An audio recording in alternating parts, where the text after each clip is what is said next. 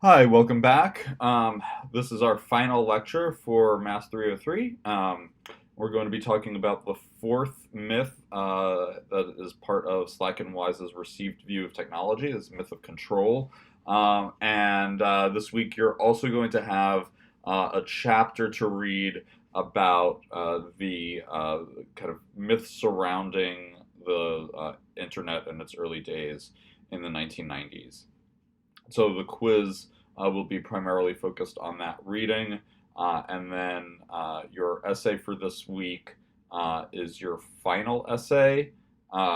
It will be due on Saturday, uh, and you should hopefully be aware. I posted the prompt in advance. So I would like you to try to get a jump on that as soon as possible. And of course, get in touch with me if you have any questions. Um, okay, so the myth of control. Slack and Wise talk about this as having kind of two components. On the one hand, there's the idea that technologies that they enable us, that they enable humans to control nature and also to control their culture. Um, at the same time, there is the belief that technologies might actually escape human control. And there's kind of a fear that's often accompanied with that. Slack and Wise point to the Frankenstein story, right, as a way of showing how this belief in science, technology, and in the other myths really of the received view, right? Um, that they would enable us to actually bring people back to life, right? To create life through technology, but then ultimately, right, that escapes the control of Dr. Frankenstein. So we could see that this is kind of a long-standing fear about technology and about control. You might also think about the movie Jurassic Park, right, as kind of being a similar sort of narrative, right? Humans believe that we can bring dinosaurs back from the dead, right, and that there would be no consequences to that, right? The kind of myth though that we see in a film like Jurassic Park, right, is the two sides of the same coin, right? That on the one hand we believe technology will empower us, at the same time we're worried that it will devour us, right?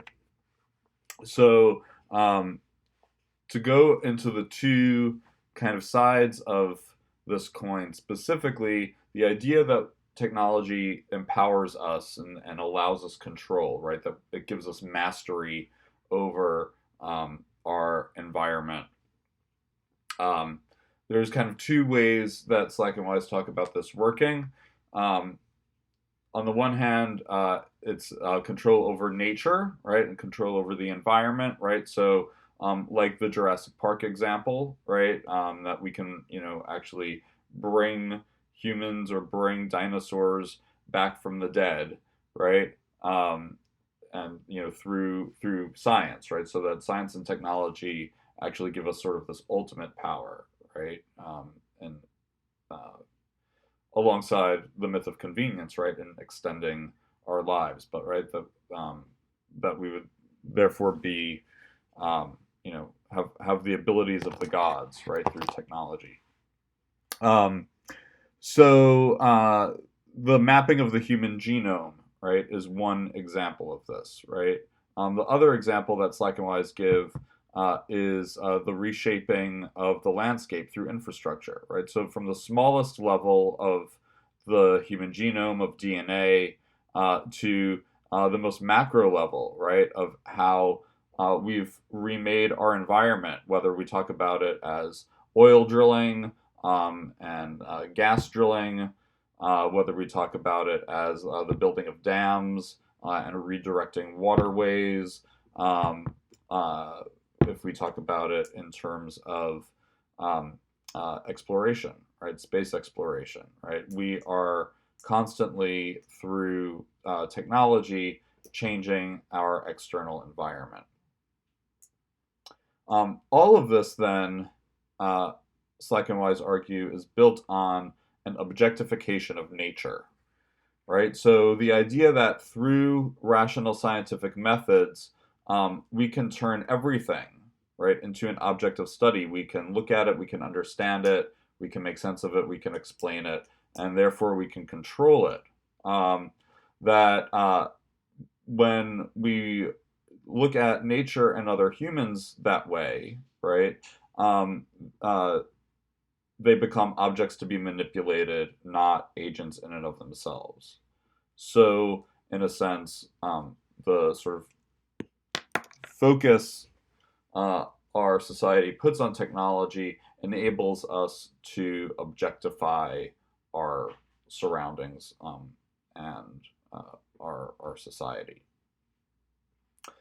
The other aspect that Slack and Wise talk about is social control. So we're not just controlling our environment, but controlling our society.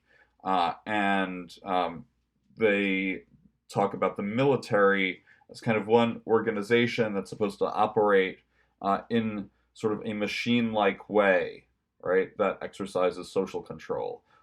Also, the military obviously is a big user of and developer through its contractors of technology, right? So the reliance on military technology for forms of social control.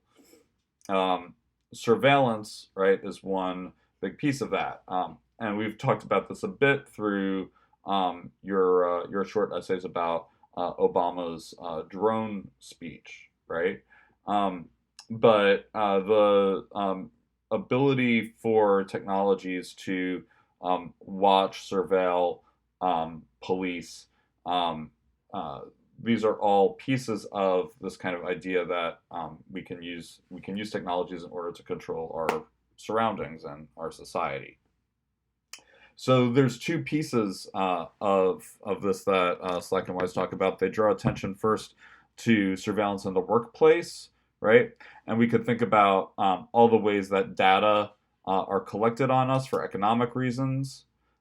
We could think about in factories going back to the beginning of the Industrial Revolution, and certainly by the beginning of the 20th century, how scientific methods were being used in order to know how long it would take to perform particular tasks, right, in a factory so that they could be replicated.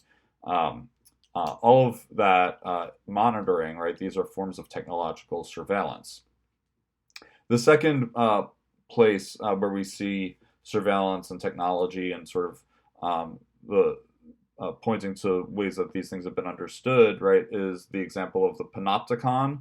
The panopticon is a model of a prison that was discussed in the reading. I'll go into a little bit more depth about that in just 1 second.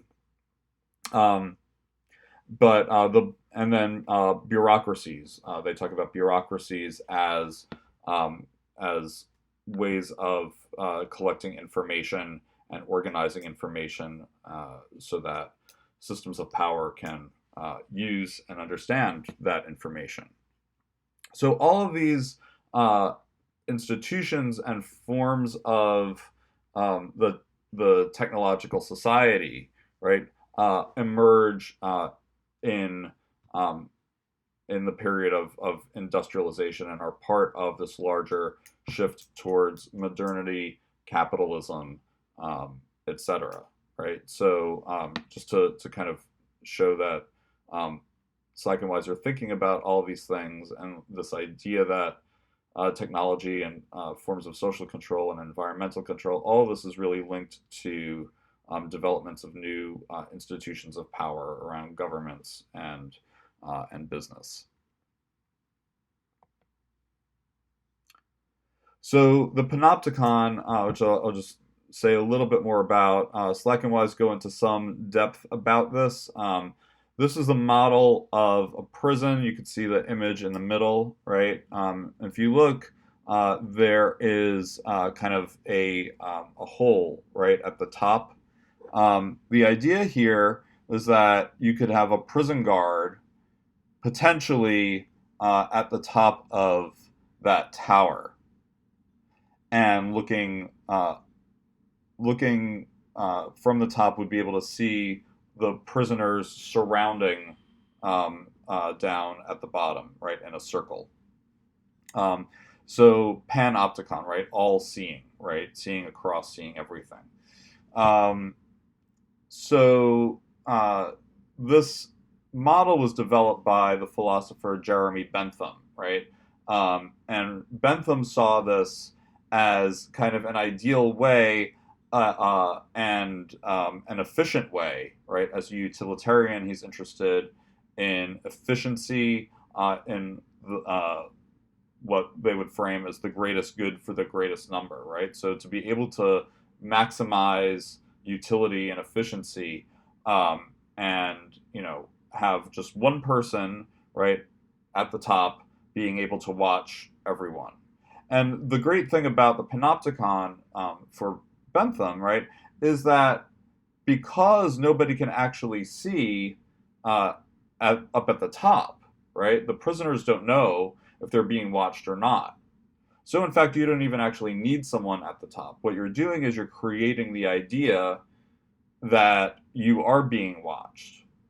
And when people believe they're being watched, their behavior actually changes.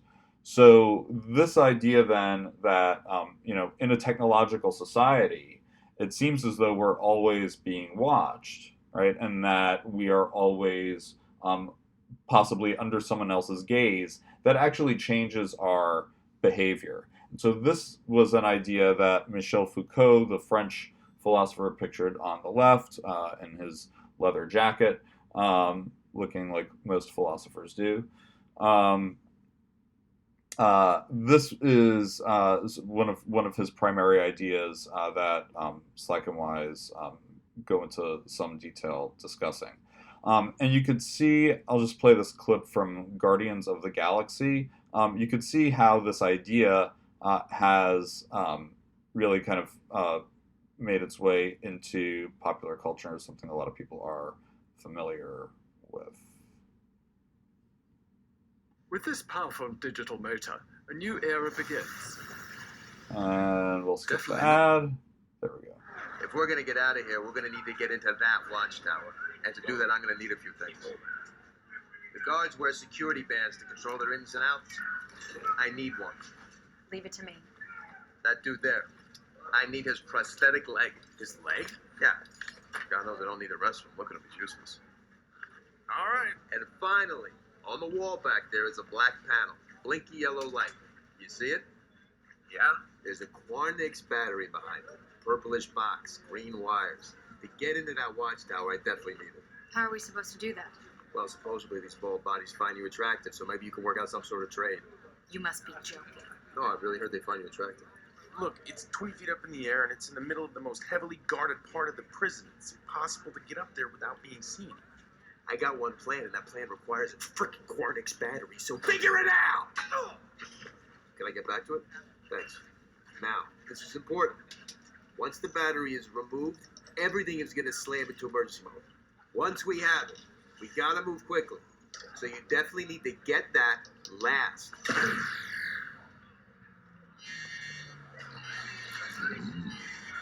Or we could just get it first and improvise. I'll get the armband. Leg.